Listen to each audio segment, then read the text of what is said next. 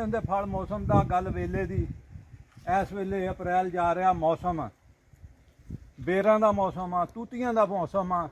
ਫਾਬੀ ਆਲਾ ਰੱਬੇ ਕੋ ਮਾਂ ਤੋਂ ਕਦੇ ਪਾਣੀ। ਇਨਸ਼ਾਅੱਲਾ ਤਾਲਾ ਇਸ ਫਾਰਮ ਤੇ ਤੁਹਾਨੂੰ ਨਾ ਹਰ ਕਿਸਮ ਦਾ ਪੌਦਾ, ਹਰ ਕਿਸਮ ਦਾ ਫਲ ਲੱਭ ਜਾਏਗਾ। ਤੇ ਇਹ ਹੈ ਜਨਾਬ ਸ਼ਤੂਤ ਹੁੰਦੇ ਲੰਮੇ, ਤੇ ਤੂਤੀਆਂ ਇਹਨਾਂ ਨੂੰ ਕਹਿੰਦੇ, ਛੋਟੇ ਗੋਲ ਜਲੇਬਾ ਵੀ ਇਹਨੂੰ ਕਹਿੰਦੇ ਆ। ਇਹ ਖਾਣਾ ਚਾਹੀਦਾ ਯਾਸੀਨ ਸਾਹਿਬ, ਆ ਦਿਖਾਓ ਜੀ। ਮਾਸ਼ਾਅੱਲਾ ਮਾਸ਼ਾਅੱਲਾ।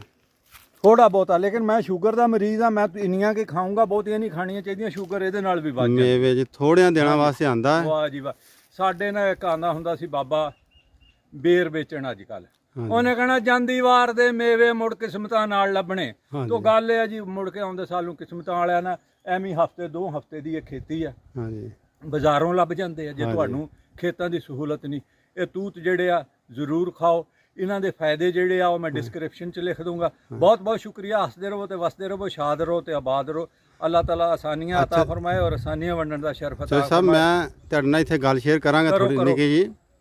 ਸਾਡੇ ਵਕਤ ਵਿੱਚ ਨਾ ਜੀ, ਸਾਡਾ ਹਾਲੇ ਕਿੰਨਾ ਕੁ ਪੁਰਾਣਾ ਵਕਤ, ਅੱਜ ਤੋਂ ਕੋਈ 20-25 ਸਾਲ ਪਹਿਲਾਂ, ਹਾਂਜੀ, ਬਹੁਤ ਖਾਈਦੇ ਸੀ, ਬੇਰ ਖਾਈਦੇ ਸੀ, ਇਹ ਚੀਜ਼ਾਂ ਖਾਈਦੀਆਂ ਸੀ। ਹਾਂਜੀ, ਤੇ ਮਤਲਬ ਲੱਭਦੀਆਂ ਵੀ ਢੇਰ ਸੀ, ਥੱਲੇ ਨਹੀਂ ਸੀ ਲੱਭਦੀਆਂ। ਹਾਂਜੀ। ਹੁਣ ਤੁਸੀਂ ਵੇਖ ਲਓ ਕਿ ਇਹਨਾਂ ਦੇ ਥੱਲੇ ਢੇਰ ਲੱਗੇ ਨੇ।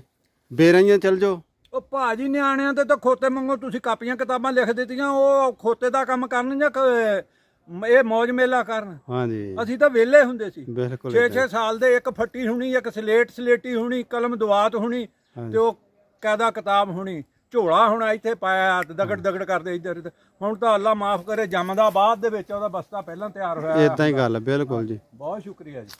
ਅੱਲਾ ਹਾਫਿਜ਼।